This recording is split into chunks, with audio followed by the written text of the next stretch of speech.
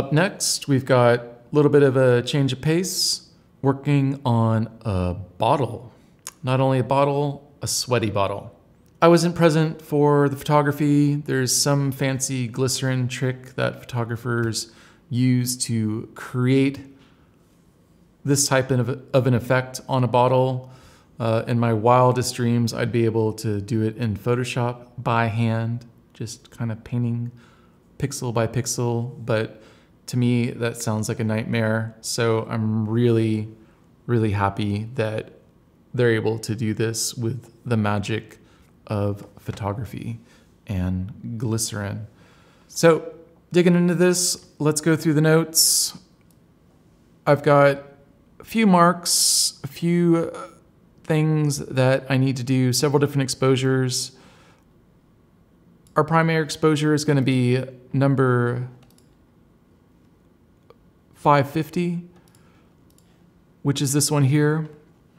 This is sort of the overall mood and tone for the image. This is the way, Rob is seeing the interior of the bottle. That's the brightness he wants. That's the glow he wants. So we're going to keep that in mind as we work through all these layers. We have a few other notes for the left side of the label. Hooves, as you can see, we've got some nice light across the silver here. The hooves have been illuminated. Silver outlines right over here. We'll probably borrow all the type. I'm not sure yet. This one's got a couple unknowns for me. 562, which is our next one, is for the right side of the label. I think what I'm going to wind up doing is just using this whole label for the exposure, borrowing the hooves from the other one, maybe the type up in this corner, maybe some silver here and there. I'm not really sure. We're going to play around a little bit. Next is for, I need to get this more centered, is for the middle drop and hoof, which is 66. That's going to be this one. We have an exposure just for the hoof in the middle here. And this drop, you can see how pretty this thing is. It's interesting going back and forth between these two exposures to me, because just a little change in light, and see how the silver outlines just suddenly turn solid. You don't get them anymore. Really different look and feel just from a slight shift in the light. So we're on to the dragon, which is 573. So I've got an exposure for all of this here, but then I have some other exposures for the hooves and probably these little wings that we've got on his legs. And our final exposure is for the neck label. That's going to be all the way up here. Nice, beautiful, sculpted light. So we're going to use that for the neck, and we're going to combine it with all these other exposures. So my first step for that, of course, is we're going to get things cropped and set up straight. I think what I'm also going to do with this one is do a little faded reflection action to give flexibility and composition. You can do whatever you want. You can cut this off at the bottom of the canvas. There's nothing real here, so we're just going to make this what we want it to be. With that in mind, I want to get a nice little crop on this, and I think I'm going to rotate it as well. So we're going to angle this around, not that way. Capture doesn't like small increments below 1%, so you can just shift key it until you get it where you want it, throw your guides up. It's really important to do this step when you're doing compositing, that you get everything straight and dialed in capture, so that if you need to process out any other files, that they just lock into place. If I were to put this all out, unrotate it, bring it into Photoshop, rotate it, and then go back to capture for another process, I would then need to remember my rotation in Photoshop. It just makes a mess of everything. So, rotating capture, that looks good. Hand tool, hide my guides, and I'm gonna play with some exposure a little bit. Always check your chromatic aberration. I know this Zeiss lens has no chroms to speak of. And I think I wanna pop this open just a tiny bit, just a touch. Remember, this is our base liquid exposure, and I'm not looking at the label at all right now. This is just purely for the bottle itself.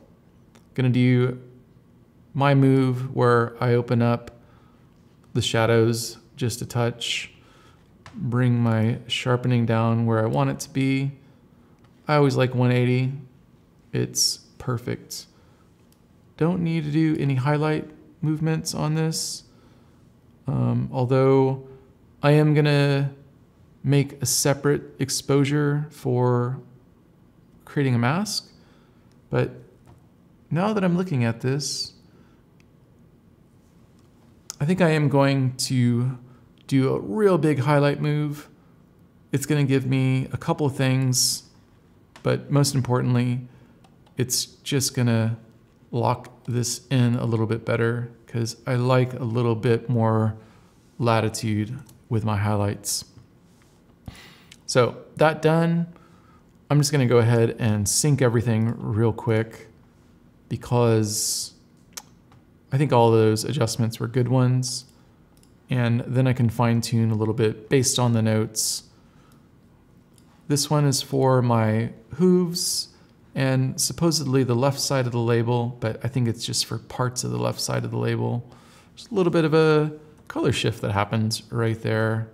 I'm not sure what happened. It's like maybe a light didn't pop or something, but it did because all of those silvers are really popping. So that's good enough for now. We'll see how it works once I get it into the composite. This one's gonna be for the right side of the label, the hooves. I'm feeling as though it probably needs to be a little bit brighter, but you know what? I'm gonna leave it because I can just do that in Photoshop. 566 is middle drop and hoof. Here we go, that one right there. I don't need to do anything special with it. Next one was for the dragon overall. These are really hard to tell what they look like in context. You know, I could open the exposure, but I have no idea what it's gonna look like on the label exposure with the hooves and everything else. So we're gonna leave that. And I know the label, that one could definitely come open just a hair. Okay, all that done. I've got my folder set up, got my recipe set up, and I'm just gonna hit Command D. I'm gonna take my files, stack them up, just like that. Wait a second, and we're good to go. Okay, first thing I wanna do is figure out which one was my hero. That's number 550. See that? And this is gonna be my align to. Everything else is gonna be dependent on the position of this. I didn't see any movement when I was going through these, so I'm just gonna verify that because if I don't, things will get kind of wonky.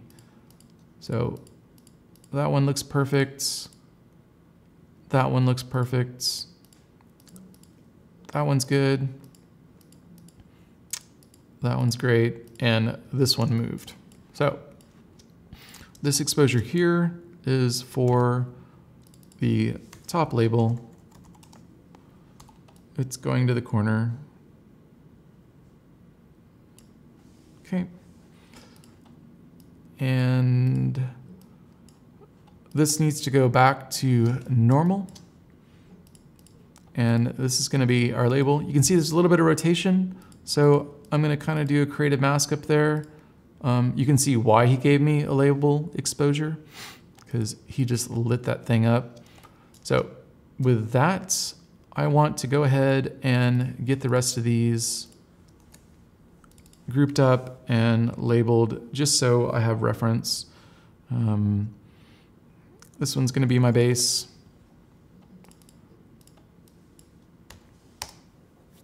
And 556 is this side over here.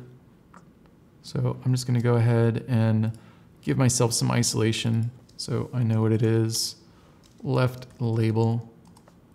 And this one, if I remember correctly, should be my right label.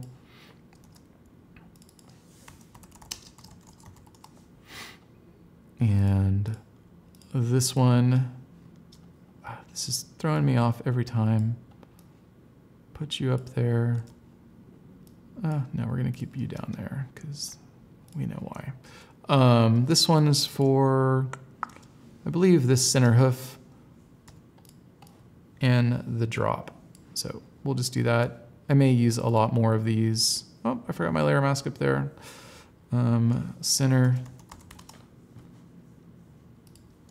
masked.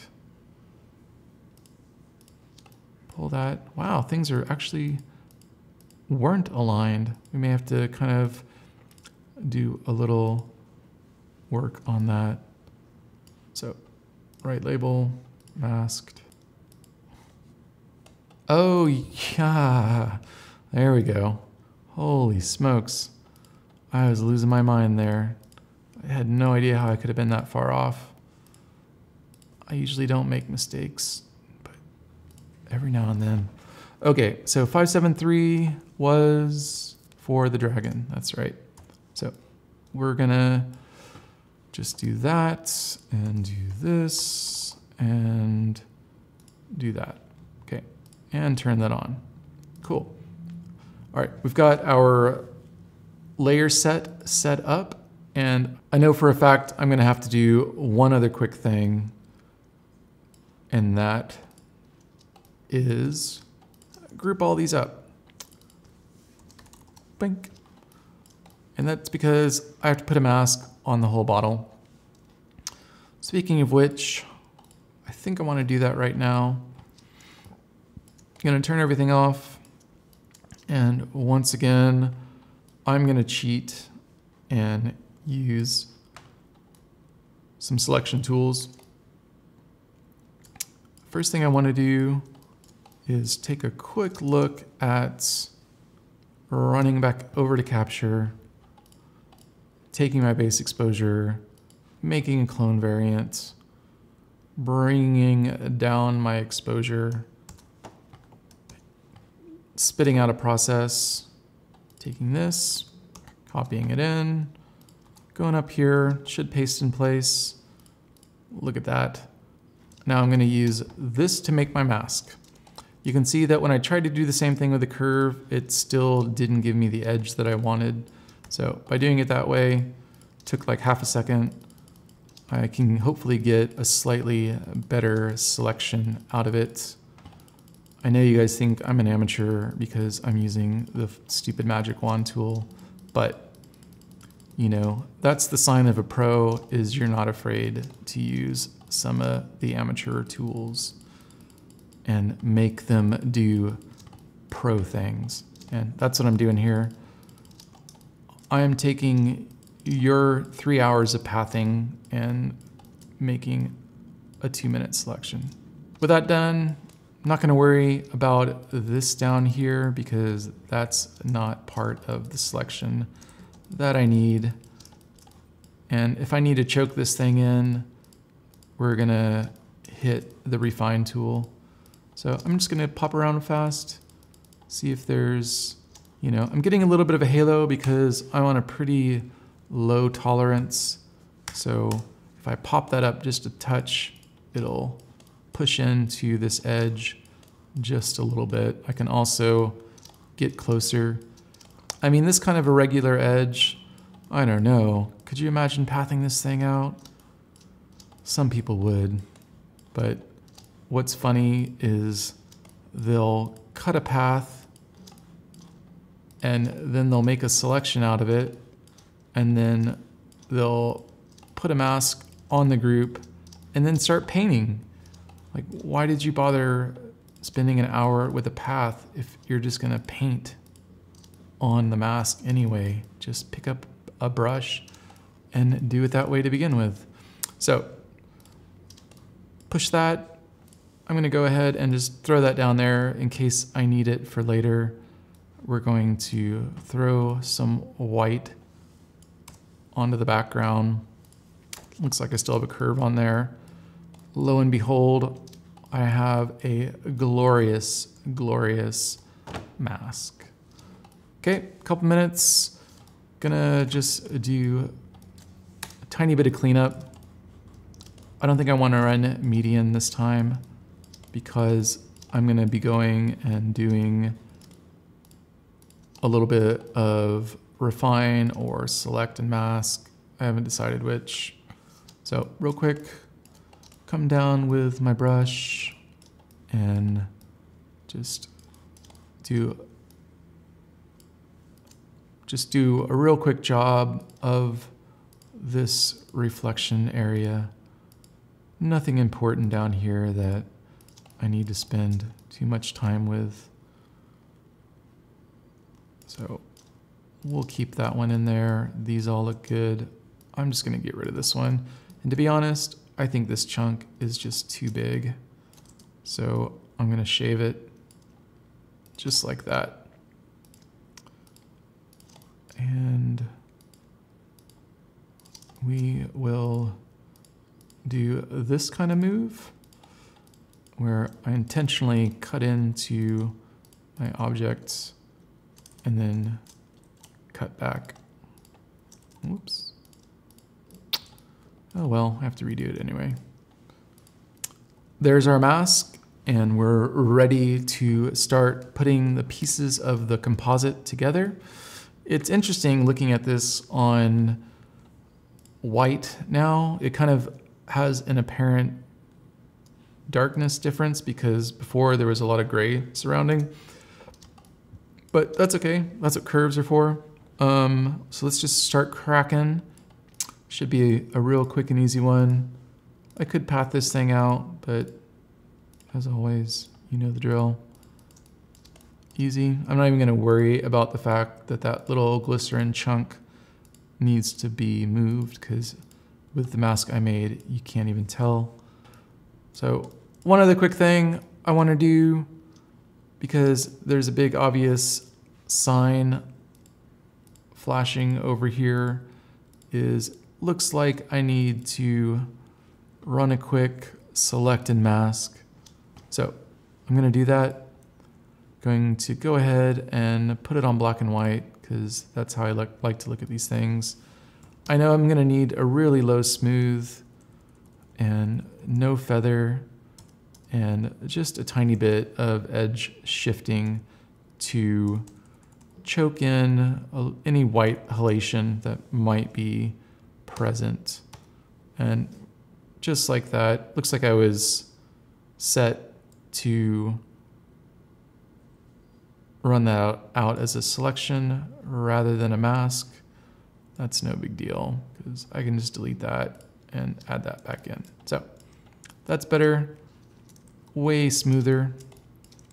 Not worried about that thing right there. And just want to check a few things out real quick. I'm cool with that for now. Next step I want to do is we have our label plopped on there. Easy. Let's just move down the list. Go to left label. So the intention here was to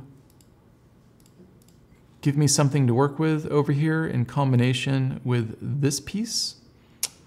Not exactly sure what I'm supposed to do with that, but what I do think I want to do is just real quickly group both of those up and call it the label.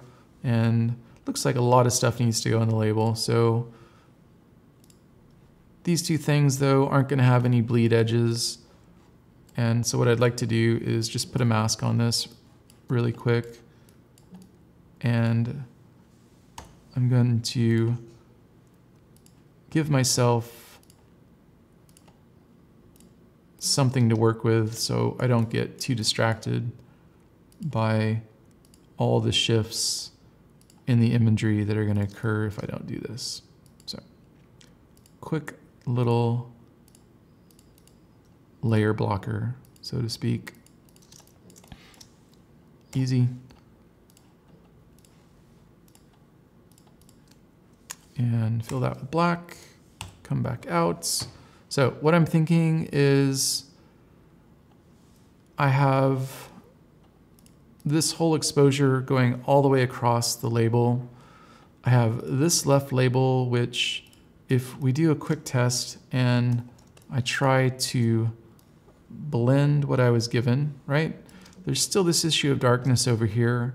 You know, I can try to toss a curve onto it and see if I can get it in the same range, but it's not gonna behave the same. There's a little bit of saturational difference between the two, and to fix that, I need to pull some of that blue out and pull maybe a little green out as well. You know, it's getting there, but I'm feeling like I kind of pushed these highlights too hard. I'm not a huge fan of this center darkness either, and that's what's happening because I'm having to blend these two exposures together a little bit too far to the left, right? See what happens? So let me see what I've got to work with here, because I know we want the hooves. That silver does weird things. That silver does weird things. That's actually not too bad. I was way more successful with this curve than I thought I was going to be.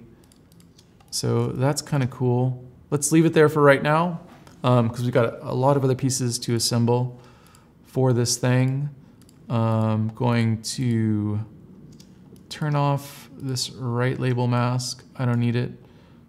And I'm going to see what I can do about this centerpiece here. So lots of pieces we still need to throw together. Not that many, actually, but enough. So I have a folder here that I'm going to drag into my label folder. It's called Center. And what I know that is the middle hoof and the little drop down below. So easy thing to mask. Make this hoof shine. That's pretty good. We might want to bring this back one up in a minute. Now I've got a dragon exposure, which is going to be really interesting to composite in because it's a very complex shape. I do have a middle dark patch here that might not fit in with my dragon exposure. So before I do that, I did forget this guy down here. So let's not forget. And again, I am such a brush junkie. So I like to use it for pretty much everything. Constantly practicing my brush skills. Cool. There's the center. That's all that was for. It's working. Left is looking real green all of a sudden. So I'm going to put a little red in it. It's better. See how it looks with the top label. Turn that on. Top label's a little blue. I'm pretty sure this label is cream. I didn't have any gray cards, and that's okay. I can white balance by eye. So with that top label, you know, just as we zoom in and out, we'll have something pretty to look at. And it looks like it's got a lot of green in it too. Maybe I just need to push some red. See, a little bit closer. little bit less jarring for my eye as I zoom in and out. Cool. See that? Definitely needed it. Obviously, this left side of the label is going to be a hassle because I'm pretty sure that's getting way too bright over there. So we'll get to there in a minute. Time for the dragon. Okay, this one's a little trickier selection. I'm not sure the magic wand is going to do the trick. Look at that. We've got pretty sweet looking blue channel. So I'm gonna do one of those moves, and I think I'm gonna do one of those, and we are going to go into levels and just turn all the surrounding area of the dragon. Open this guy up just like that. Now when I use the magic wand, I can get a much better selection. A trick I've seen a lot of people using lately, and I can't believe I never thought of it, I don't think it's gonna work on this one though, is to go brush, overlay, and then do that kind of thing, because it'll paint out the gray, but unfortunately it won't paint out the black. So for that reason, this isn't really going to work as well as I want it to. But you get the gist. Man, I think if I need to pull a mask on these guys, I might be able to, but it's getting outside the scope of what I had planned for this. So let's use this mask and see what happens when I turn it on to the dragon. It's going to be a lot of interior issues. I'm going to very quickly isolate this thing. Dragon's also going to need to go in between a bunch of layers because I have hoof layers and dragon layers, but the dragon's not in the same exposure as the hooves. So something I hadn't thought about yet. And I definitely will need to think about it because it's going to make a big difference when these things all get put together. A little bit tricky too because those same exposures for the left side of the label were also for the hooves, but then I need the dragon to be on top of the label exposure, but then the hooves need to be on top of the dragon. So a little bit tricky. I might have to do some layer duplication to make that happen. So I think what I'm gonna do for this guy is jump right back into my wand tool. It's gonna give me a real fancy selection around this thing. And then I'm just gonna invert it and fill it with white. And now I don't have to worry about painting all that crap out. Just like that. And now I've got the dragon exposure. Beautiful, easy, simple. And now we're up against what I was just talking about, where I have left label, but dragon is on top, but hooves are there. You know, it's just a little bit scrambled, and that's okay. What I'll do that I just thought about, so I don't have to move my layers around, is I'm just going to, on my dragon mask, right? I did a rough mask for the dragon, and then I did a refined mask for the dragon. And so now what I can do is pop back up to this layer and punch through to the one below like that. Quick and easy. I'm gonna go ahead and add some tone to these spots up here. And I'm also gonna see if I've got a little availability of some other parts that didn't quite get lit in that exposure.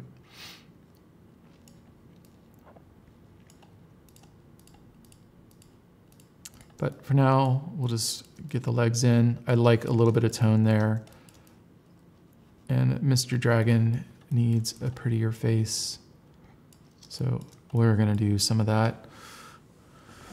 I think that's his beard. So we definitely wanna bring that in. And a little bit of that. It's looking sparkly. I know we have an exposure down below for this as well. So I'm just going to punch through the layer again, the layer group. I think for this, probably a little bit of illumination on the background. I'm just gonna throw my flow down a tiny bit. You can see how important alignment is with all of this. If I didn't have a good alignment, none of this would work. So just like that, add a little bit more sparkle into it. You can see why I need to do that. Yep, and that gives a little bit of center punch. Not quite sure yet what's happening over here, but that's okay. I just want to look at this thing as a whole, take a look at what we've done, and keep on moving. There's all the label work, a little bit of before and after. Just real quickly, I want to see what happens if I turn that off. It's, you know, it's a tough call. I'm almost thinking I can just bring up this whole side on the right side, and I would have to kind of move some hooves around, but we'll take a quick look at this. Make a curve, open it up, invert it, grad,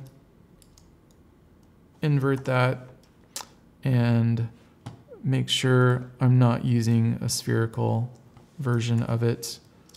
And there's a little bit of light coming in from the left. I think I prefer that one much more than this one. So do a couple quick fixes with that. I am going to block that one out. Going to then get rid of this old curve, and we are going to reveal the areas of the dragon that I had previously masked into the dragon mask above. A little bit confusing, I know, but it's doing exactly what I want it to do. So a lot of creative approaches to how you use layer masks and how you just borrow from different exposures. Okay, looks like that one's there. So one other quick thing. I'm not too disturbed by this. I think it's okay. Let's check out what's underneath here.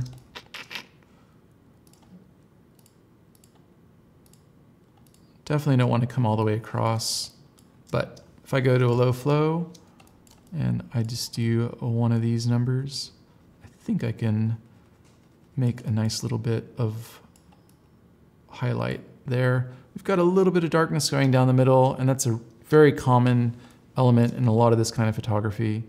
So I want to take a quick look at these letter forms, and with that in mind, I seem to remember that I've got some potential over here.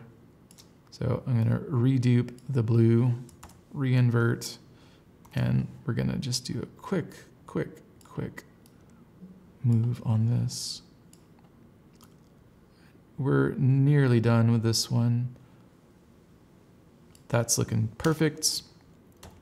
Go to my brush, go to overlay, 100% flow, and I'm going to paint with white and block this out, and paint with black, and pretend that I didn't. Gonna isolate this. Boop. And load it. Go back to this left label, and we're gonna see what happens. I can see some other issues, so who knows what's gonna happen. do one of those. Voila.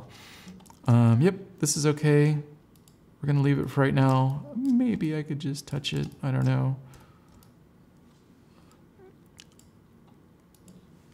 Go back up to normal. See that? It's probably gonna be too bright. So, you get the idea. All these masks you can generate, kind of play around with how you composite the masks together to give you elements of the scene that, you know, Rob wasn't capable of understanding as he was shooting through this. He was giving me all the pieces of light that I needed to make this composition happen.